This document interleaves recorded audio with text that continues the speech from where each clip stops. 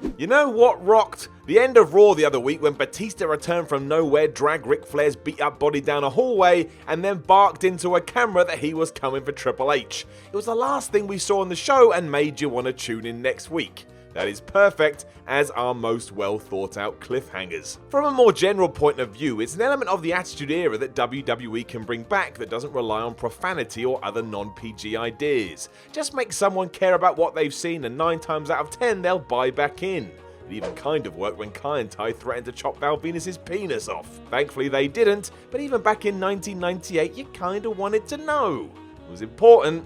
Especially to Val. Fingers crossed it's the start of a trend, and even if it isn't, we don't ever have to forget the past. I'm Simon from WhatCulture, and this is the 10 best WWE Raw cliffhanger endings ever. Hey guys, Adam Cleary here, and your video will be with you in just a moment, but first, I want you to forget everything you think you know about mobile games, because one of the most ambitious RPG projects of 2019 is going to change everything. Introducing Raid Shadow Legends. It's got an amazing storyline, awesome 3D graphics, giant boss fights, PvP battles, and hundreds of champions to collect and customize in the most immersive experience you'll find on a smartphone, and it's all totally free. I mean, seriously, look at this level of performance on a mobile game. This is a crazy level of detail. Now, as you might expect, Raid is getting real big, real fast, and there's an upcoming special launch tournament with crazy in-game prizes and real-life physical prize packs. So go to the description of this video now and download Raid through the link to get 50,000 silver completely on us, as well as a free Epic Champion as part of the new player program. That's courtesy of the lovely folks at the dev team. Got it? Good. I'll see you there.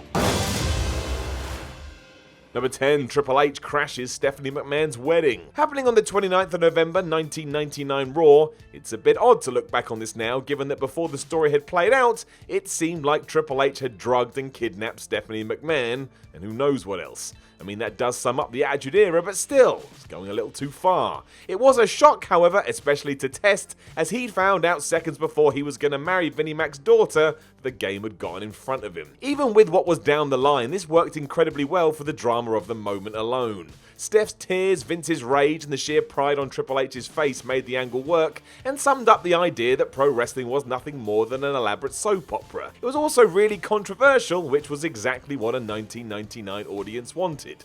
Jerry Springer and then some. When Raw went off air, viewers were left wondering what this all meant and how the McMahons were going to respond. There was also the question of how Triple H had pulled this off, but WWE were going to tie all that up too. It was a very well thought out story. Number 9, Vince McMahon is relieved of his duties. Happening the night after Money in the Bank 2011, which was already a hot period for WWE, the audience was on tenterhooks as CM Punk had just won the world title and then apparently left the promotion for good. How Raw was going to handle that was at the top of everybody's minds, and the only way to find out was to tune in. While that was addressed with a championship tournament being announced, there was another swerve when Triple H sadly told his father-in-law that he was no longer on the board of directors, as they'd all lost faith in one Vince McMahon. He was done and was not shy about showing how hard it hit him. He cried like a baby. This all happened mere minutes after he was going to fire John Cena too, which left fans wondering if this really was it for the Vince McMahon character. Of course it wasn't. He was literally on TV last week as I record this, but it was handled so well it sunk its teeth in and had you guessing. And yeah, we all know what happened a few months later, but don't worry about that. Worry about this. Number 8, CM Punk owns The Rock. Raw 1000 is memorable for AJ Lee ditching Daniel Bryan at the altar and becoming new GM, the Brothers of Destruction and DX reuniting to batter jobbers, and CM Punk blasting The Rock with a show-ending GTS. What a ridiculous episode that was, especially because of what happened at the very end. On the one hand, we had Punk, who had been flying the flag as WWE Champion for a year, and on the other was The Rock, who had returned from a long absence with gold in mind. That enraged Punk, who thought this was just taking one big crap over everything he'd been trying to achieve, and he wasn't going to be shy about it, especially when Rocky was around. This part-timing asshole could leave quicker than he arrived. It had touches of reality without blasting you over the head with it, which always makes it more special, and having Punk smash Rock with a GTS and then fading to black was compelling stuff. It split fans too, which made it more interesting, and of course didn't hurt that a true celebrity was involved, who didn't want to come back a week later to see what was next. CM Punk was soon transitioned out of this feud as it did become the Great One versus John Cena,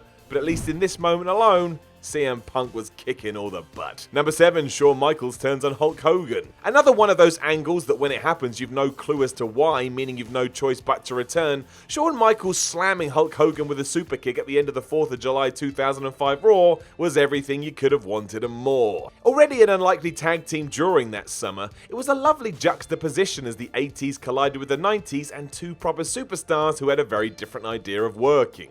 It was never going to last, but no one really knew how it would end. Amazingly, Michaels didn't reveal his true intentions until he'd been beaten by Hogan at SummerSlam. After that, he extended the hand of friendship and said he just needed to know if he could beat Hulk. It was a wonderful piece of storytelling, and it began in the best possible way, with a massive surprise. Fans didn't know this at the time, however, and given we hadn't seen HBK play the bad guy since his return in 2002, well, that was enough to get your heart beating. The fact it started with an out-of-nowhere shock was better still. Obviously, there was more to this when you poked your head behind the scenes, but all that did was make it more intriguing. Ain't no way you could have ignored any of it. Number 6, Seth Rollins breaks the Shield. How this is almost 5 years old, I don't know, but that's why life is terrifying. But when the 2nd of June 2014 Raw opened with Batista quitting Evolution and going back to Hollywood, it was made very clear this meant the Shield had won that feud and could now go on to bigger and better. That was kinda true, but they wouldn't do it as a collective. Instead, Triple H instigated Plan B. Happening before the main event, which was going to see Randy Orton take on Dean Ambrose, the game revealed he had recruited Seth Rollins, who hit Roman Reigns with a chair as Ambrose looked on in horror. He eventually got his too, as Rollins went and celebrated with his new mates.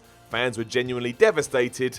WWE was elated. Within one swing, they created a top new heel, broke some hearts, and set up months worth of storylines that could carry Raw and pay-per-views. There was also my personal favourite question Rollins had to answer, and that was why.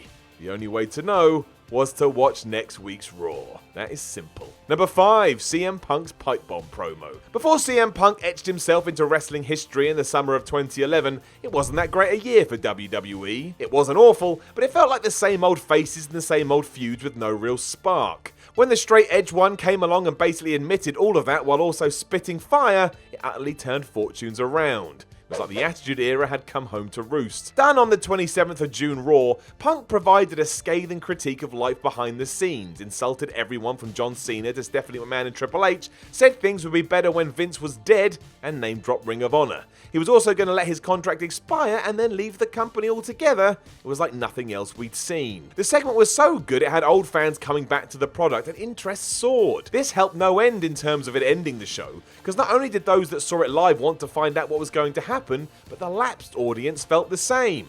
It was a cliffhanger which launched an awesome few months for WWE, until Kevin Nash arrived to powerbomb it back into the dust. Number 4, the Nexus forms. When the Nexus came together on the 7th of June 2010 Raw, it hit people over the head twice. Firstly, the angle was so well done, and seeing Poster Boy get owned by a bunch of rookies just didn't happen. On top of that though, Daniel Bryan getting fired because of their antics just meant it attracted more eyeballs as people tried to piece it all together. That was cool, but it was the storyline that flew highest. A group of developmental hopefuls led by Wade Barrett deciding they were sick of the status quo and ripping into the hierarchy with no regard as to what the consequences could be. It was a coming of age moment for Barrett, Bryan, Skip Sheffield, Heath Slater, Darren Young, David Otunga, Michael Tarver and Justin Gabriel, the real craziest today being that only 2 of those remain on the roster. Well, unless you count Otunga. This ended horribly as we know, but in terms of a cliffhanger it was excellent and introduced a bunch of new names to the WWE audience before it went off air. The whole thing felt incredibly dangerous as well, and that's a rarity. It was so edgy you could bite it. Number 3, Stone Cold and Mike Tyson. Vince McMahon hiring boxing's bad boy Mike Tyson to appear for a handful of dates from January to March in 1998 was genius. Everybody wanted to see what he was gonna do, and when Tyson went head to head with Steve Austin on the 19th of January, pro wrestling magic happened in front of our eyes, even though nothing really happened at all. But in the final minutes of Raw, Stone Cold gatecrashed McMahon's media conference for Mike as he didn't appreciate the former world champion being called the baddest man on the planet. That nickname belonged to Steve Austin. It was clear a fight was brewing, and when the rattlesnake flipped Tyson off, that was it. A pull-apart brawl ensued, and it was hard to believe it was actually happening on a Monday night. Jim Ross sold it wonderfully as McMahon reacted like he'd just lost the biggest opportunity of his life, and everybody wanted to see where it was going. Wrestling fans, sports lovers, anyone who knew the name Mike Tyson, wrestling. It was one of the early segments that formed what the Attitude Era would become, and it rocked. All this too, by the way, after Austin had won the Royal Rumble just 24 hours prior. Now that is booking, my friends. Number 2, Ric Flair and Vince McMahon are partners. The WCW invasion angle would have been far better if WWE had gotten the likes of Goldberg, the NWO, Sting and Ric Flair. This we know. They were the stars of the show, but their contracts were so high it was never going to work out unless Vince McMahon decided to break the bank. He didn't, and instead waited until they were available on the market. This is why the night after the Alliance had fallen at the Survivor Series in 2001, Flair did indeed make his way to Monday Night Raw to throw a spanner back into the works. It was awesome. Returning in his hometown of Charlotte, the Nature Boy ruined McMahon's plans to make Kurt Angle WWE champion by revealing that he had bought 50% of the company. Forget the logic here and focus on Rick celebrating with Stone Cold Steve Austin while leaving an audience stunned and excited as the show finished for the evening. It would also be the start of the first ever brand split, even though nobody knew it at the time. All we cared about was this new dynamic on TV, which saw two of wrestling's biggest names fight it out. Number 1, Shane McMahon buys WCW. Carrying on the same vibe, 8 months before this we had arguably the best Raw cliffhanger moment ever when all our dreams and nightmares happened at once. Shane McMahon appeared both on Raw and Nitro during the infamous simulcast, which was crazy anyway, but it got even more nuts when the younger McMahon pulled the rug from under his father's feet by revealing that the WCW contract had his name inked on the bottom and he now owned the whole thing. Not only was this amazing in reality, it was a great way to fuel forward the story and send fans absolutely bonkers. How on earth was any of this happening? At this point we also had no idea how WWE would run WCW. Was Shane going to have it as a separate entity? Would it affect WrestleMania 17? Could we finally see Goldberg and Steve Austin in the ring? And yeah, it was kind of downhill from here, but all the conversations of fantasy booking that followed it meant it was awesome to be a part of this utter madness. Today we don't like to talk about it because it did all get ruined, but in 2001, you couldn't have asked for a better time to be a wrestling fan, or a better end to Monday Night Raw.